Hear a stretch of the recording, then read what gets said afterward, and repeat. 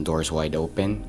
Normally, I would use this capsule, no, as a manned capsule. Pero tingnan nyo naman, ang itsura niya parang yung mga Mercury program capsule. So, very American. So, palitan natin. What I'm going to use right now is something more akin to a parang sphere, no? Katulad nung Vostok. Tingnan nyo naman, may flag pa, KSSP. Actually, that's a play upon yung CCCP or yung USSR, no? So, yan ang ating capsule. So, dyan sa loob, dyan sasakay yung ating astronaut or yung cosmonaut with a K. So, ngayon ay, teka, mali. I think, sobrang liit yata nito. Maliit nga. Sobrang liit nitong mga decouplers. Ano ba tong decouplers? Ito yung connection between the capsule and yung kanyang rocket engine. Or first, before the rocket engine, of course, dapat may fuel or propellant. So, lalagyan muna natin ng maliit lang na fuel tank. Sobrang laki nito. Yung piliin natin, mas maliit. Kasi actually, yung shape nga nung fuel tank or nung service module nung original na Vostok ay conical in shape. Ito na yung engine niya na pinili ko, maliit lang. So, engine and fuel. So, ito na yung ating basically, this is the main spacecraft. So, meron na siyang propellant. Kulang na lang is a way for us to actually control it. Although, in reality, si Yuri Gagarin actually was not allowed to control. If you may recall, yung may mga alam, he was forbidden to actually touch the controls of the Vostok. Purely automated flight yon. Pero ngayon, lalagyan natin siya ng yung tinatawag na RCS. Ano ba yung ibig sabihin ng RCS? Reaction Control System. Basically, this is a series of small rocket engines, very small. Maraming methods to, teka, mali yata itong position na to, malapit sa pintuan.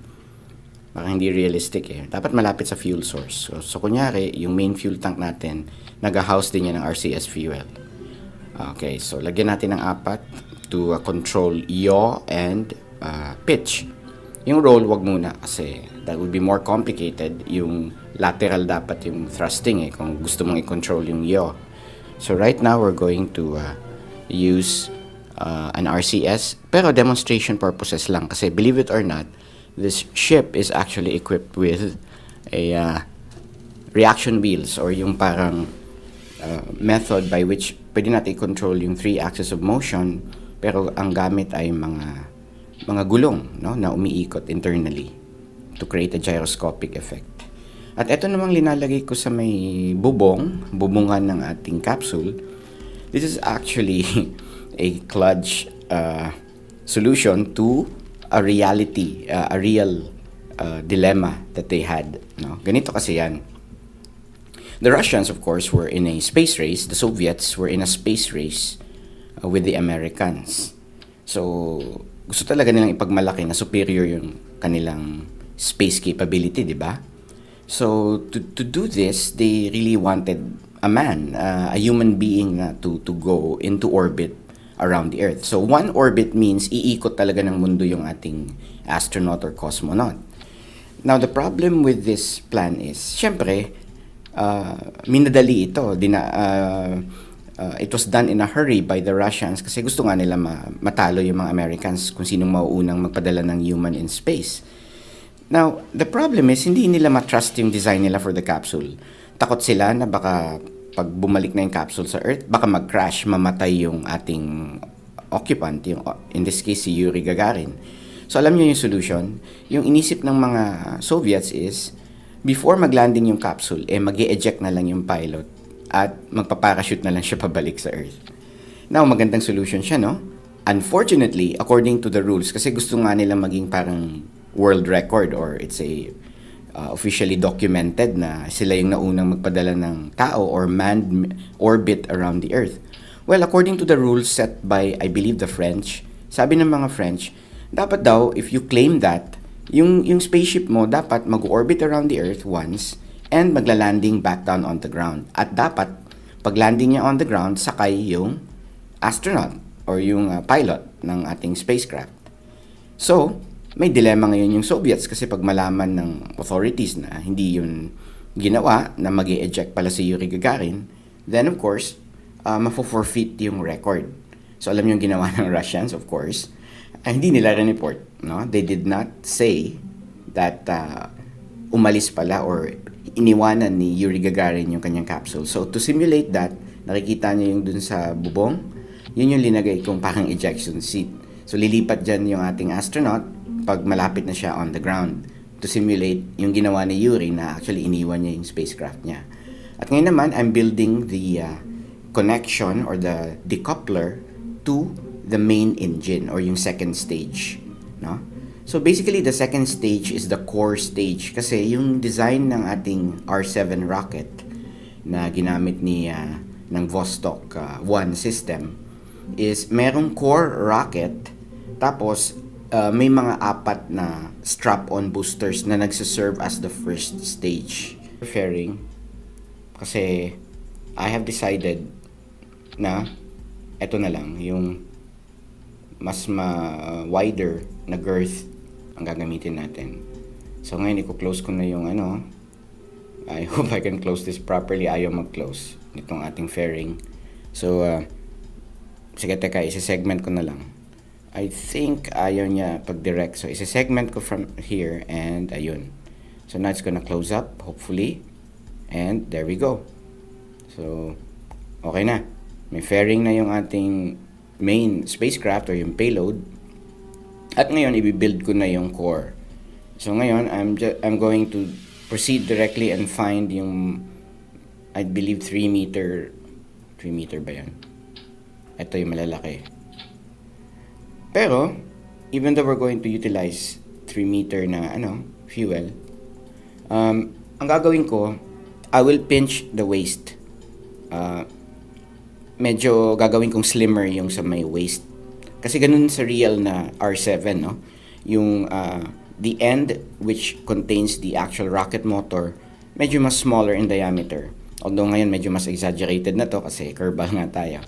So, nakikita nyo naman, naging sexy siya, no? Medyo naging slim siya dito na part yung diameter.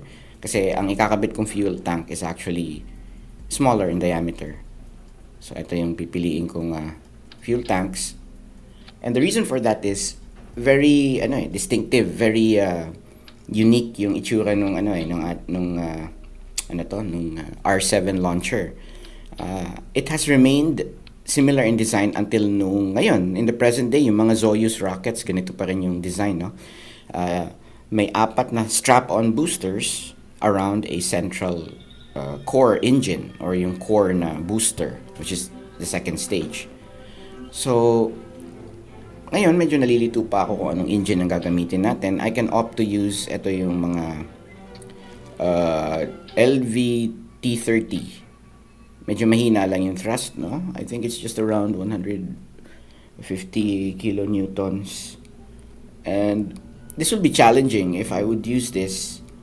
Meaning, talagang mafo-force akong mag-replay ng ating Kerbal video if hindi mag-fail etong ating core booster. So, I think I'll be on the safe side siguro. Maybe, wait, let's try and select, para makuha ko mo yung general form nitong ating, that's 2, ito yung gamitin natin. Total, we're going to tilt it forward into the core, so okay lang na hindi siya, symmetric siya. Now I'm going to select, ito na lang. This will be the strap-on, yung mga, basically this connects the 4 strap-on boosters into the core. So yan yung mga decouplers natin. Lateral siya, hindi siya yung inline. So 4 yan, ayan. So they would be serving as the first stage. Although technically, magfa-fire din naman yung central core, no? While this is on. Ayan na, ito na yung streamlining, no? So, hindi yung fuel tank. Speaking of fuel tank, teka.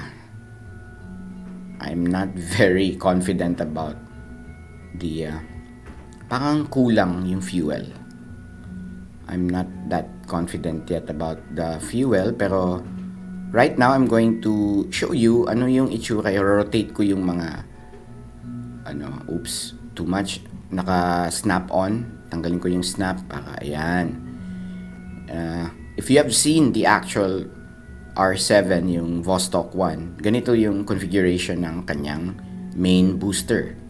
May 4 na strap-on, although ang difference lang is of course, each strap-on booster has 4 engines. No? Right now, isa lang yung gagamitin natin kasi yung isa naman, in my opinion, so ngayon, tatanggalin ko muna yung mga fuel tanks dito kasi I felt, so lalagyan natin or papalitan natin ng mas mahabang fuel tank yung core, pati na yung mga strap-on. So I'm going to select yung a longer fuel tank, more capacity, para hindi na tayo mag-take 2 just in case may launch failure. I'm pretty sure this amount of fuel will enable us to reach low Kerbin orbit. LKO dito, hindi LEO, no?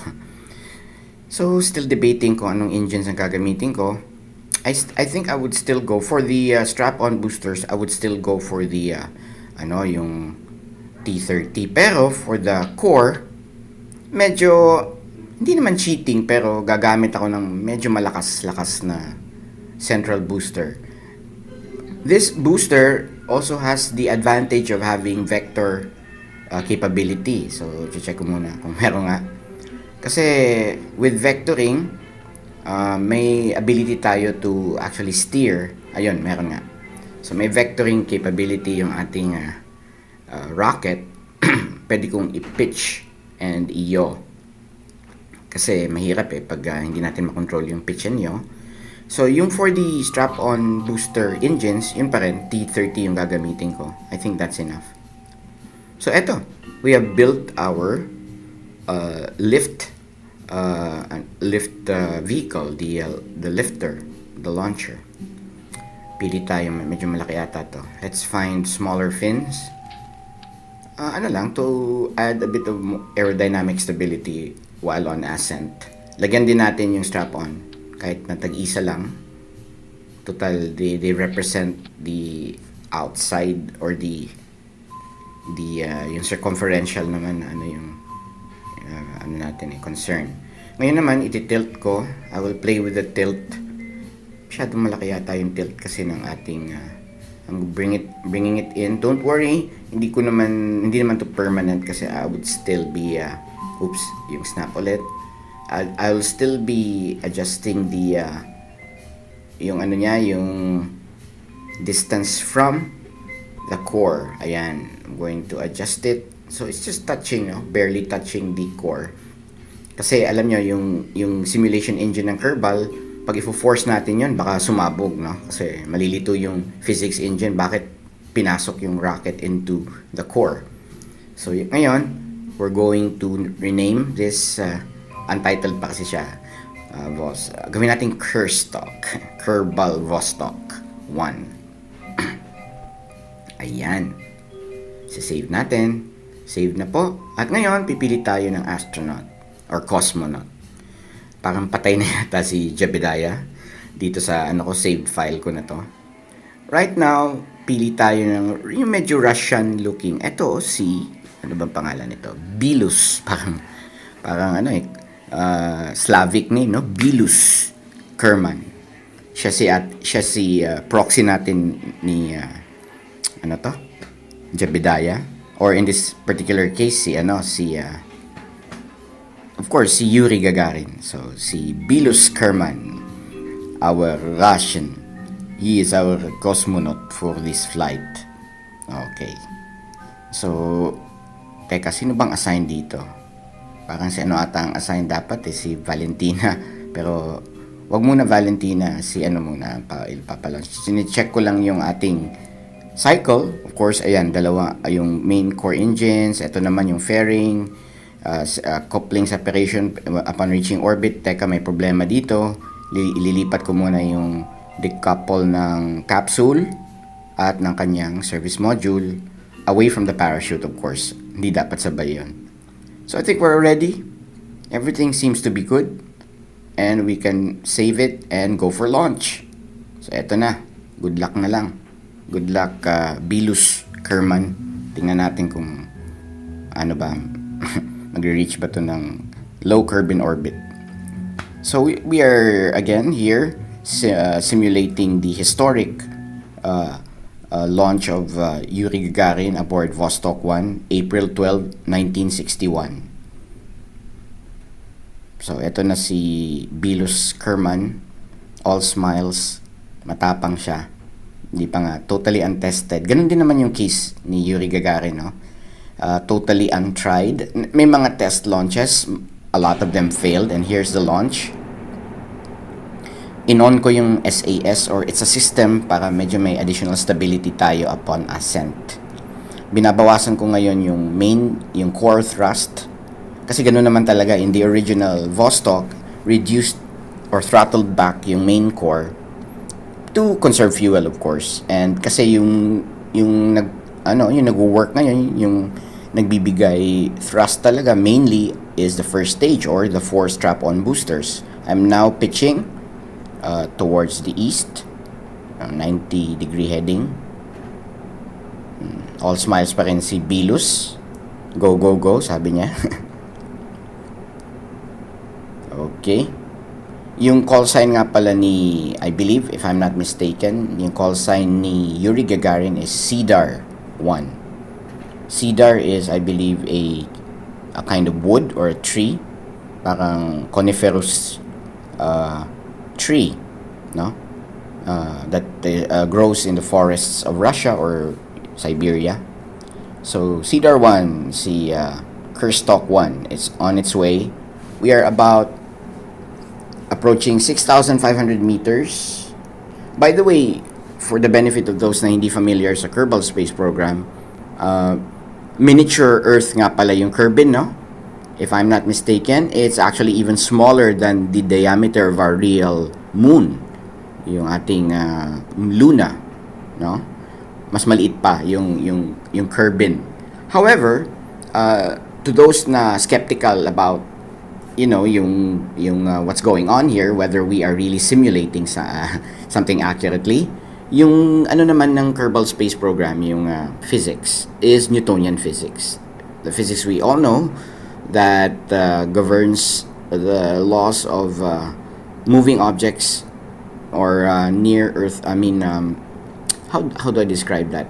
Yung proper technical term, Newtonian physics, meaning the macro physics we're used to in a day-to-day basis, no? How things move around. So the reason why I want to emphasize this is because, of course, physics has evolved from the time of Newton, no? We have, of course, Einstein, and ngayon nga yung quantum physics. But when talking about macro movements within our realm of experience, yung human beings, enough na kasi Newtonian physics to explain how things move. Okay? So right now, you notice nag-glow na yung rocket. This is because even though we are high up in the Kerbin atmosphere, talagang may air resistance na talagang nag-heat up. And medyo worried na ako ngayon kasi malakas-lakas na yung glow. And sooner or later, we will be observing temperature gauges dun sa engines, meaning baka mag-overheat. Meron na ata or wala pa? Buti naman. But we are about to witness yung very beautiful na separation ng stages ng strap-on boosters. We are now witnessing yung sinasabi kong mga temperature gauges were in the orange. So I hope hindi umabot ng red kasi sasabog yan. But I think in a few seconds from now kasi mag-separate na yung ating strap-on boosters, and this is how it actually happens in real life. Yung pag-separate ng ayun. Look at them. Para siyang, the way people describe it, parang flower na nagbo-blossom, or yung petals ng flower parang biglang nagse-separate from the flower. No? So we are now using the core engine only. So ito na yung second stage. I'm going to increase the thrust to maximum. Teka, medyo na-worried ako dun kasi as you can see, the nose part of the rocket is still experiencing a lot of air friction. Pati na nga yung core engine ngayon, no? May na naman, temperature gauge. However, we are actually very close to the edge of space, quote unquote. I'm now in map view of Kerbal. As you can see, actually, very high parabola na yung na-create nating launch path. That's why I turned off the engine. Nagko-coast na lang tayo to the apogee or the apoapsis. I just released the fairing kasi wala naman siyang use as of now. We are outside of the Kerbin atmosphere. So wala nang air resistance, as you can see, wala na yung mga apoy. We are safe, no? Wala nang heat build-up dito. And I increased the apogee slightly. Just to show you, just to exaggerate yung point na ganito kasi sa when trying to reach orbit, you first have to establish na you're relatively high up from the Kerbin ground. I just released the main core thruster, and we are now left with our tiny engine. And I'm now demonstrating yung RCS. Yung nakikita ninyong mga bursts of parang what's this, thrust. Yan ay galing dun sa tiny RCS engines dun sa may baba. Just demonstrating how a spacecraft is controlled in orbit, no? Kasi wala namang hangin out there in space, it's a vacuum. So we have to have a way to actually rotate the spacecraft. So meron din naman kasing SAS or yung reaction wheels itong ating spacecraft. Pero that would also consume batteries. Kaya I can actually turn it off. Right now, I am creating the orbit. Yung talagang maneuver that would place our capsule around Kerbin. So, I'm going to first find the maneuver node. Nandito siya. And once the maneuver node is there, na nakatarget na sa ating what do you call this device? Ito yung tinatawag kasi nilang 8-ball or yung orientation device, the one you see in the lower left-hand corner. It's basically acts as our artificial horizon, no? So as you can see, the spacecraft is still coasting towards that spot, yung kung saan tayo gagawa ng tinatawag na final insertion burn, the orbital insertion burn, or yung pag-fire ng engine para talagang mag-orbit na. Kasi ngayon hindi pa tayo nag-orbit, even though it seems as if we're in space. Yes, we are in terms of altitude, pero hindi pa tayo naka-orbit around Kerbin. So we need to boost ourselves out of Kerbin in order to do that. So we need to be in prograde. Ayan, konti na lang. Just a few seconds more, and we're going to fire our engines to reach low Kerbin orbit. So I think we're oriented properly. Ayun, we're going to fire our engine. Yan. So in just around 15 seconds from now, we're going to reach low Kerbin orbit. Ayan na, yung blue circle means yan yung orbit around Kerbin. And ayan na, 30, 40, 50, 60, and 70. Yan, we have achieved Kerbin orbit. Cutting the engines now. Yan, tanggalin natin yung maneuver node para less cluttered. And success na. We have reached orbit. Ayan o, I'm now doing a roll maneuver, and even though walang RCS na naka-on, that is due to the reaction wheels. Ayan, kitang-kita na yung ating KSP flag.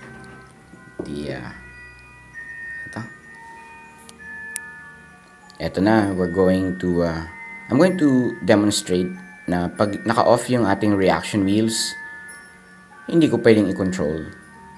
Yan o, toggle torque. Hindi natin makontrol yung spacecraft. So the only way to control it at this point is through RCS. Ayan, dine-demonstrate ko na ulit yung gamit ng ating ito yung function ng reaction control system. Let's do a full 180 degree change in pitch. Okay, tingnan natin na. I'm going to pitch the other way around. To stop the pitching motion, may may RCS na kumukontra sa kabila. Newton's law, no? For every action, there's an equal opposite reaction, and that's basically how we reached orbit, no? Rockets utilize yung third law of motion as stipulated by Isaac Newton. So Newtonian physics tayo, kaya we are able to simulate this in a program like Kerbal Space Program. Yung green line nga pala, if you're wondering, yung green line from the ship down to the ground, yan yung simulation naman ng Kerbal sa tinatawag nating telemetry or yung communication, ground communications from the ship down to the ground. So right now, kunyari may parang ground station doon and dyan nakakonect ngayon to receive both telemetry and audio, no? Audio communications with our astronaut. Sino nga ba yun? Si Boris? Okay. Now, I'm trying to figure out how do we get back. So, I'm planning a maneuver that brings us medyo lagpas ng konti from yung ating launch point into the sea. I'd rather na dun tayo sa dagat magpahulog or to return rather than the land, just like the Soviets did. Kasi hindi untested to so I'm not really sure if magsusurvive ng impact using the single parachute I made for the capsule. But the irony here is we're not actually even concerned about the capsule itself. Mas concerned tayo kay Bilus, kung whether kaya ba niya talagang mag-transfer from the interior of the spacecraft doon sa upuan na inilagay natin sa bubong ng ating capsule. Kasi we're trying to simulate nga yung ginawa ni Yuri. He actually ejected from the Vostok capsule right before it impacted on the ground. So that decision was made because worried nga yung mga Soviets na baka if Yuri Gagarin stayed inside the capsule, baka bigla itong mag-crash at mamatay si Yuri Gagarin. At of course, that would have a terrible impact on the morale of the Soviet space program, no? Baka hindi na mag-progress yung kanilang manned space program kung mangyari yon, kung may fatality. Although if you do not know it, later on may mga fatalities nga talaga yung mga Russians, no? And yung pinaka-memorable in my mind is of course similar to Yuri Gagarin's mission na yan. Isang tao lang ang involved, si Komarov in his Soyuz, yung very first na Soyuz, manned Soyuz attempt, which was a technical or partially a technical success. By the way, I'm now doing a retrograde burn. This basically lowers my orbit. Nakikita nyo yung blue na circle. It's now becoming smaller and smaller until it comes into tangent or contact with the atmosphere of Kerbin, kasi ang ibig sabihin nun, papasok na or babalik na yung capsule natin into Kerbin or the planet, no? So what happened to Vladimir Komarov's Soyuz flight was, unfortunately, maraming problems. He had lots and lots of problems. Yung kanyang Soyuz, yung first Soyuz spacecraft, like the modern day Soyuz spacecraft, was equipped with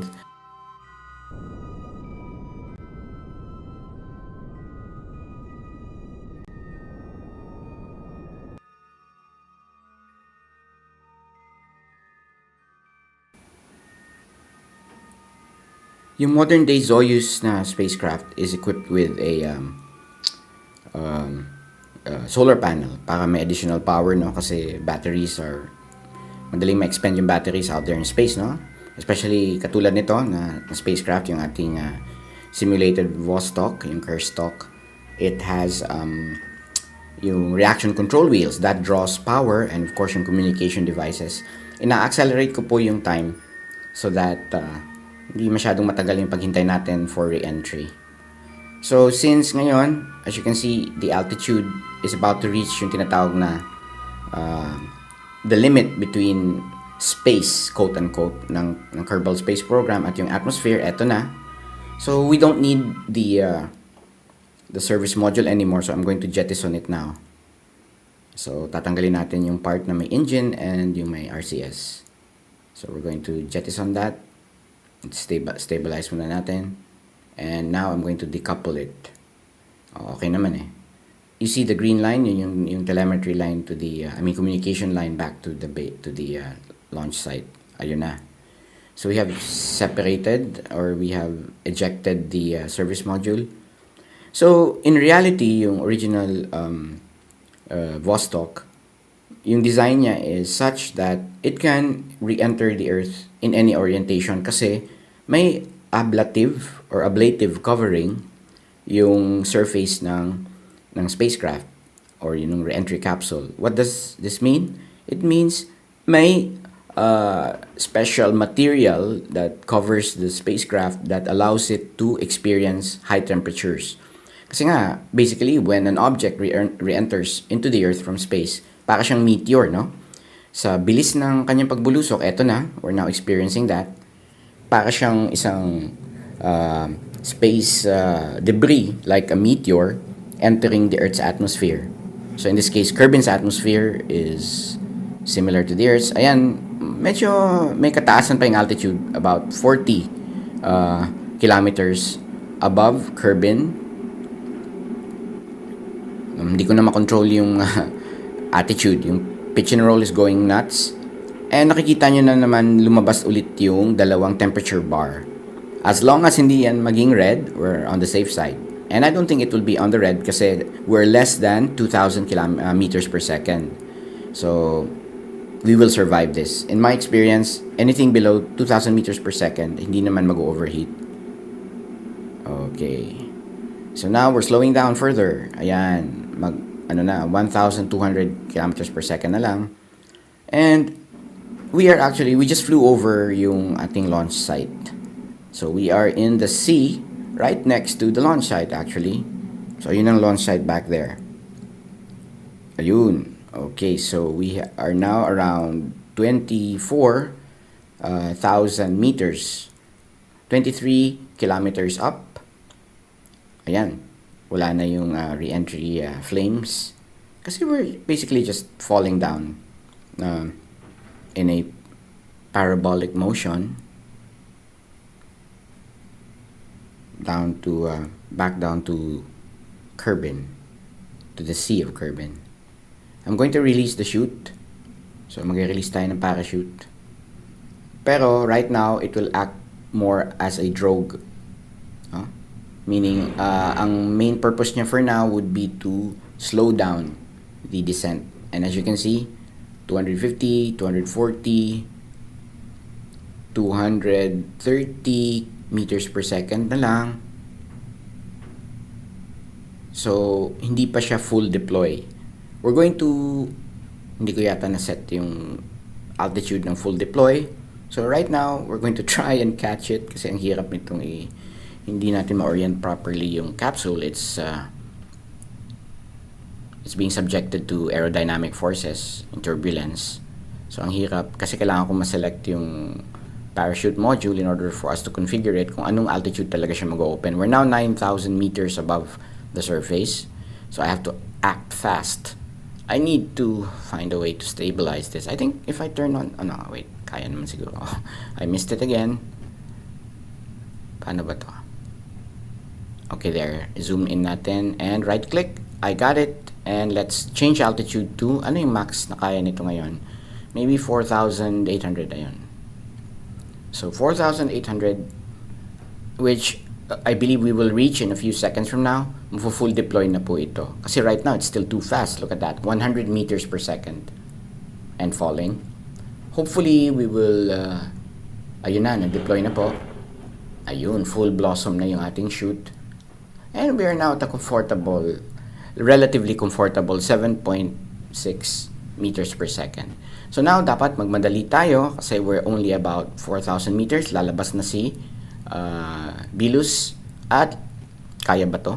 There is a slight chance na baka yung talon niya, tatalon kasi siya, kunyari lang, to that chair para to simulate na nag-eject na siya. Ayun na. Let's eject. Ayun. So actually nakakabit pa rin po tayo dun sa ejection seat. Wala pong sariling parachute si Bilus. So I will just let the seats parachute. Ayan, in front of him yung ano na yan. Ayan, we're going to eject it now. Eject him from the capsule. Ayun, babay na capsule. By the way, that capsule nga pala na sinakyan ni Yuri Gagarin is on display in a museum in Moscow. No, it's intact. You can visit it. And here is Bilus. Nag-deploy na yung parachute niya. Although naka-drogue mode pa rin. I believe it will deploy in around 800 meters from the sea. So, in reality, of course, si Yuri Gagarin also unstrapped himself from the ejection seat and released his own parachute. We cannot simulate that right now kasi si Bilus po ay walang parachute. Yung mga Kerbal astronauts, wala pong sariling parachute. Meron silang reaction control backpack, but it's not enough for us to slow our impact. Mamamatay po si Bilus kung separate po tayo dito sa upuan niya ngayon. So let's just let him fall down. We can actually accelerate time, I think. Safe ba? Kasi may tendency sometimes na pag i-accelerate po natin yung time, yung computation of physics might get muddled to the point na hindi na kayang i-pa-inflate or eto na, nag-deploy na po fully yung ating parachute at 800 meters. Ayan, so at a comfortable 2.6 meters per second, which is still medyo mabilis. Pero if you have jumped off a cliff into water below, which I have done back in Samal Island, nakakatakot, no? Pero I believe naka-achieve ako ng speed of excess na or more than 10 meters per second kasi syempre that was a considerable height. So baka when you do something like that, cliff jumping, you might reach a velocity of maybe between 15 and 20 meters per second. So compared to the current speed ngayon ni Bilus Kerman, which is about 2.6 meters per second, I think hindi naman masyadong masakit kung bigla siyang magsa-splash down on the water with that velocity. So yan po. I hope you enjoyed this Kerbal Space Program session celebrating the 56th, am I correct? 56th anniversary of the flight of Yuri Gagarin, the first human in space. Na kahit na po hindi naman talaga siya nakaikot on board his ship, at least naman po he survived his trip around the Earth, no? That was basically 45-minute one orbit around the Earth. Ayun, nag-splashdown na po si Bilus. And he's safe and sound kasi total yung kanyang spacesuit naman ay self-contained, no? So it's basically like scuba gear. So he'll survive for a while and maghihintay na lang po siya ng recovery vehicle. So that's it for now. Thank you for watching this Kerbal Space Program video in Taglish.